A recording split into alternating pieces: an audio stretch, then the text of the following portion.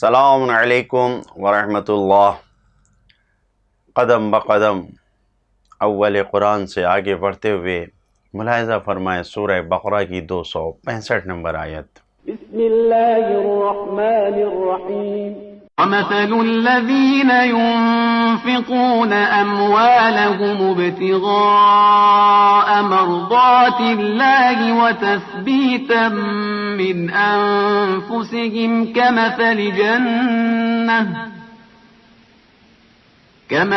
جنة بربوة أصابها وابل فآتت أكلها ضعفين فإن لم يصبها وابل فطل والله بما تعملون بصير۔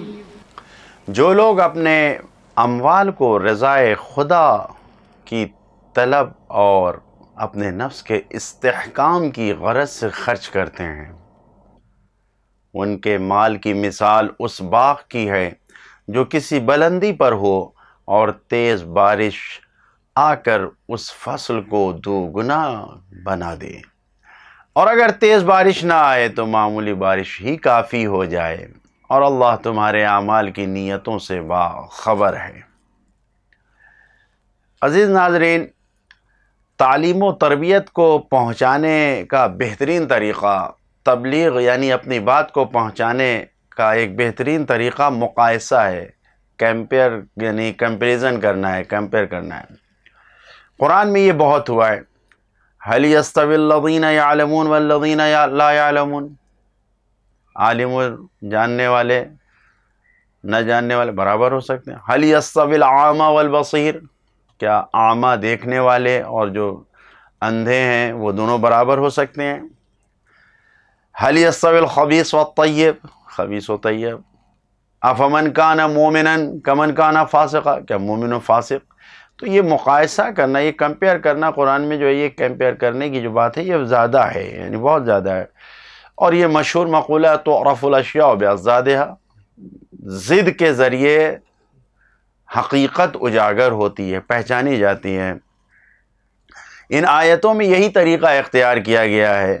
گزشتہ آیت جو 264 نمبر آیت تھی، اس آیت میں اور اس آیت میں دو الگ الگ مطالب کو بیان کیا گیا ہے اور ان کا مقایسہ کیا گیا ہے۔ پچھلی آیت میں ریاکات کے عمل کو جو دکھاوے کے طور پر عمل پیش کرتا تھا، اس کے عمل کی تشبیہ دی گئی ہے کہ پتھر پر جمی ہوئی خاک پر کھیتی کرنے کی طرح ریاکار کا عمل ہے کہ جب اس پتھر پہ جمی ہوئی خاک پر وہ کھیتی کرتا ہے تو ایک تیز بارش آتی ہے، اس کو بہا لے جاتی ہے، پتھر کو صاف کر دیتا ہے۔ بہرحال ریاکار کا عمل ایک بارش کے پانی کے جیسے ریاکار کا عمل ایسا ہی ہوتا ہے کہ جیسے ایک بارش کا پانی اس جمی ہوئی خاک کو صاف کر کے سب مٹا دیتا ہے، نابود کر دیتا ہے، ویسے ہی ریاکار کا عمل ہے، سب برباد ہو جاتا ہے، کچھ بھی بچتا نہیں ہے۔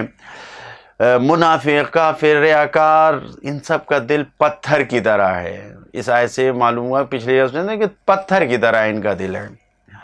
اور اس آیت میں مخلصین کے عمل کی تشبیہ دی گئی ہے کہ جو مخلصانہ طور پر عمل کو انجام دیتے ہیں، اللہ کی رضا کو طلب کرنے کے لیے، خود سازی کے لیے، اپنے تمام کاموں میں استحکام اور پختگی لانے کے لیے کام کرتے ہیں، ان کی تشبیہ ایسی ہے جو ایک بلند باغ کی طرح ہے کہ جہاں پر بارش کا پانی خود میں سمو لیتی ہے، چاہے تیز بارش آئے تو بھی، اگر ہلکی آئے تو بھی، معمولی بارش بھی سمو لیتی ہے۔ تو نیک کام کرنے والے جو مخلصین ہوتے ہیں، خلوص کے ساتھ کام کو انجام دیتے ہیں، ان کی شباہت، ان کی مثال اس طریقے سے دی گئی ہے کہ ایسا باغ جو بلندی پر ہو کہ بارش کا پانی خود میں سمو لے اور پھر اپنے محصولات کو، جو کچھ وہ پھل دے رہا ہے، جو سبزہ اگا رہا ہے، جو کچھ بھی ہے، وہ سب دو گنا کئی گنا بڑھا کر پیش کرے۔ مخلص کا کام اور عمل اسی باغ کے پھل کی طرح بیان کیا گیا ہے۔ یہ دو مثالیں ہیں۔ لہذا جو پیغامات ہیں اس آیت میں، اگر ہدف اور مقصد اللہ کی رضا حاصل کرنا ہو اور روحانی ترقی اور کمال تک کو طلب کرنا مقصد ہو تو پھر کام میں برکت ہوتی ہے اور کامیابی ملتی ہے۔ ظاہر ہے حدیث میں آیا ہے ما کان للہ ینمو، جو اللہ کے لیے ہوتا ہے وہ نمو یعنی اس میں بڑھاوا ہوتا ہے، رشد اور ترقی ہوتی ہے جو اللہ کے لیے ہوتا ہے۔ دوسرا پیغام یہ کہ اخلاص خلوص آسانی سے بغیر محنت کے نہیں ملتا ہے، اس کو حاصل کرنے کے لیے کوشش کرنی پڑتی ہے، طلب کرنے کے لیے آگے بڑھنا پڑتا ہے۔ جب انسان محنت کرتا ہے، کوشش کرتا ہے، تو اخلاص انسان کو حاصل ہوتا ہے۔ تیسرا پیغام، مخلصانہ کام ایک باغ کی طرح ہے جو کسی بلندی پر ہے، جو سیلاب کی زد سے محفوظ ہے، جو ہمیشہ سرسبز ہے۔ یعنی جس باغ سے ہمیشہ فائدہ پہنچتا ہے ویسے ہی مخلصین کا کام ہے جو ہمیشہ باقی رہتا ہے۔ چوتھا پیغام، اگر مقصد اور ہدف خدا ہو تو پھر جمال و جلال سے محروم نہیں ہوں گے، کیونکہ مخلصین معاشرے اور سماج میں کہیں زیادہ محبوب ہیں۔ ریاکار اور دکھاوا کرنے والوں کا کوئی اصلاً شمار نہیں ہوتا، کوئی گنتا ہی نہیں انہیں، لیکن جو مخلص ہوتے ہیں، خلوص سے کام کو انجام دیتے ہیں، ان کی عزت ہوتی ہے، ان کے لیے سب اپنے آپ کو فدا کرنے کو تیار ہوتے ہیں۔ تو جلال و جمال سب کچھ حاصل ہوتا ہے مخلصین کو۔